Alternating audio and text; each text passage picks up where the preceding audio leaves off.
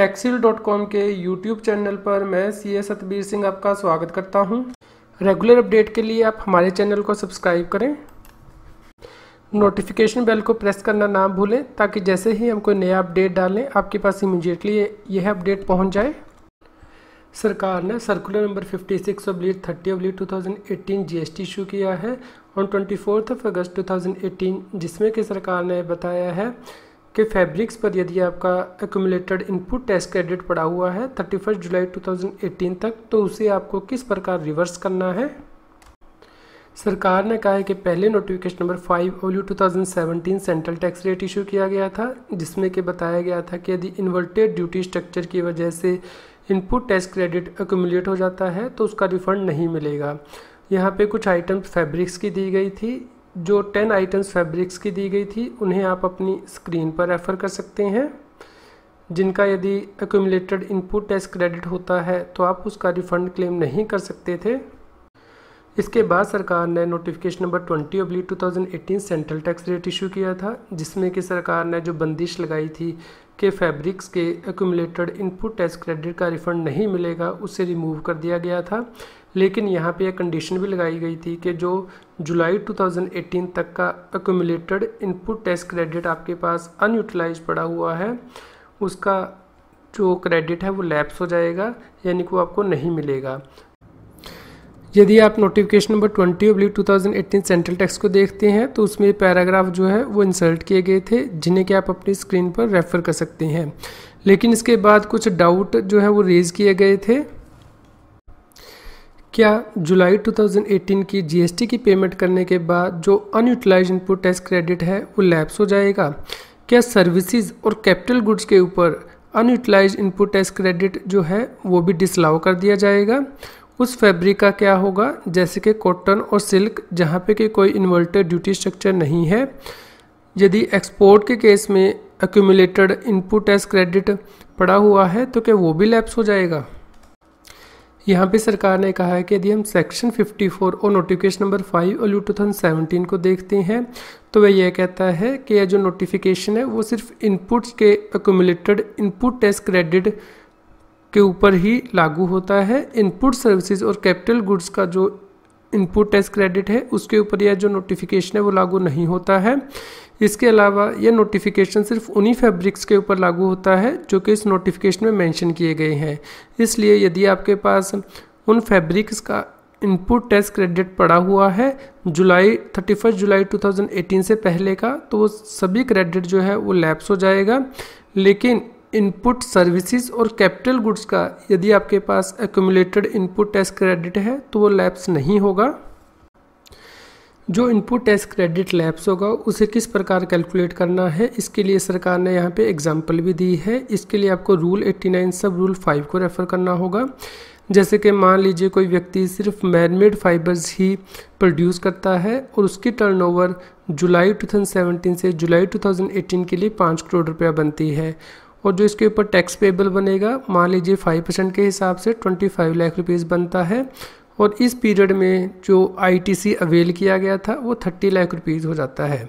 तो उस केस में जो इन्वर्टेड ड्यूटी स्ट्रक्चर की वजह से एक्यूमुलेटेड इनपुट टैक्स क्रेडिट आएगा वो 5 लाख रुपया होगा, यानी कि 30 लाख रुपया माइनस 25 लाख रुपया इक्वल टू 5 लाख रुपीज़।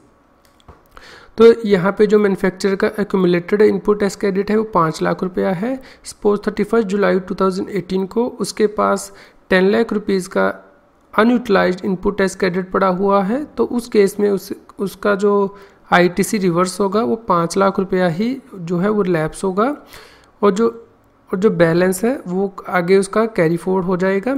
लेकिन यदि आईटीसी बैलेंस जो अनयूटिलाइज्ड है मान लीजिए 5 लाख रुपया से कम है, जैसे कि 3 लाख रुपया उसके पास पड़ा हुआ है, तो उस केस में 3 लाख रुपया ही लैप्स होगा। एक और एग्जांपल यहाँ पे सरकार ने दी है, जैसे कि कोई व्यक्ति यदि फाइबर फैब्रिक्स भी प्रोड्यूस करता है और कॉटन फैब्रिक्स भी प्रोड्यूस करता है और इनकी टर्नओवर 5 करोड़ रुपया और 2 करोड़ रुपया है जुलाई 2017 से लेकर जुलाई 2018 के पीरियड तक। तो इस प्रकार जो मैन मेड फाइबर फैब्रिक्स है उसके ऊपर टैक्स 25 लाख रुपया बनता है, और जो कॉटन फैब्रिक्स है उसके ऊपर जो टैक्स है वो 10 लाख रुपया बनता है। तो इस प्रकार जो मैन मेड फैब्रिक है उसके ऊपर इन्वर्टेड ड्यूटी स्ट्रक्चर अप्लाई होता है, लेकिन जो कॉटन फैब्रिक्स है उसके ऊपर इन्वर्टेड ड्यूटी स्ट्रक्चर अप्लाई नहीं होता है। यानी कि इनपुट का रेट आउटपुट से ज़्यादा है मैन मेड फैब्रिक के केस में, जबकि कॉटन फैब्रिक्स के केस में ऐसा नहीं है। तो इस प्रकार जो नेट ITC यहाँ पे अवेल किया गया है व्यक्ति के द्वारा वह 35 लाख रुपीज़ है। इस केस में यहाँ पे फॉर्मूला दिया गया है कि आपको कितना जो अक्यूमुलेटेड इनपुट टैक्स क्रेडिट जो है वो लैप्स होगा, यानी कि निल, यानी कि 5 लाख रुपया डिवाइडेड बाय टोटल टर्नओवर यानी कि 7 लाख रुपया multiplied by input tax credit यानी कि 35 lakh rupees minus tax payable on inverted duty structure यानी कि 25 लाख रुपीज़। इस प्रकार इस केस में कोई इनपुट टैक्स क्रेडिट जो है वो लैप्स नहीं होगा। लेकिन मान लीजिए जो IT से अवेल किया जाता है वो 42 लाख रुपीज़ होता है, तो उस केस में जो 5 लाख रुपए का इनपुट टैक्स क्रेडिट होगा अक्यूमुलेटेड वह लैप्स कर जाएगा। इस प्रकार आप इस एग्जांपल में देख सकते हैं कि कैपिटल गुड्स और इनपुट सर्विस पर जो इनपुट टैक्स क्रेडिट है वो लैप्स नहीं होगा। यदि किसी मैन्युफैक्चरर के पास 31 जुलाई 2018 को फिनिश गुड्स और इनपुट्स का क्लोजिंग स्टॉक पड़ा हुआ है तो क्या उसका इनपुट टैक्स क्रेडिट भी लैप्स हो जाएगा।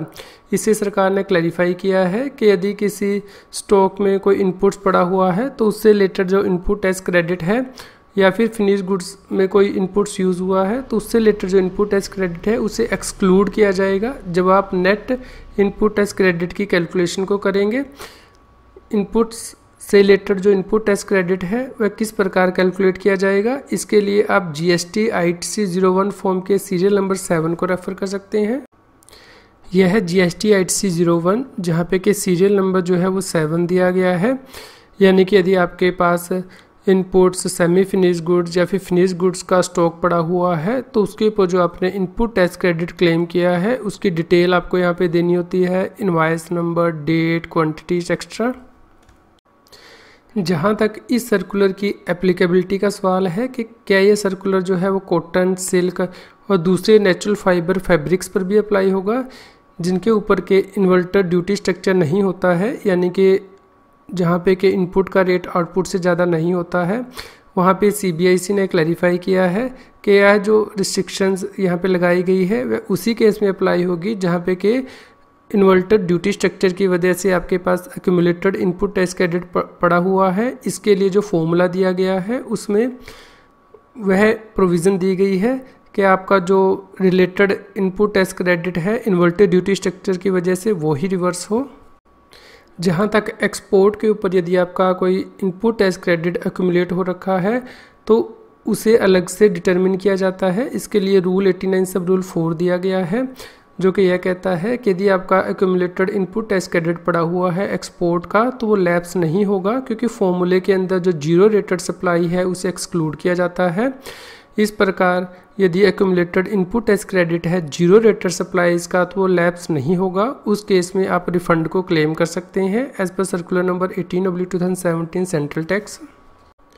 यहाँ पे CBIC ने कहा है कि जिन व्यक्तियों का इनपुट टैक्स क्रेडिट इस नोटिफिकेशन की वजह से लैप्स होगा उन्हें वह सेल्फ असेसमेंट के बेसिस पर अपनी अगस्त 2018 की GSTR 3B रिटर्न में से दिखाना होगा। यह अमाउंट GSTR 3B में कॉलम नंबर 4B सब कॉलम 2 में दिखाना होगा, यानी कि ITC amount to be reverse for any reason others. इसके अलावा जब फर्स्ट टाइम रिफंड क्लेम किया जाएगा उसमें यह अमाउंट जो है वो वेरीफाई किया जाएगा, इसलिए आपको एक्यूमुलेटेड इनपुट टैक्स क्रेडिट जो लैप्स होगा उसकी डिटेल्ड कैलकुलेशन शीट अपने पास रखनी होगी। इस सर्कुलर को डाउनलोड करने के लिए लिंक इस GST न्यूज़ की वीडियो डिस्क्रिप्शन में भी दिया गया है।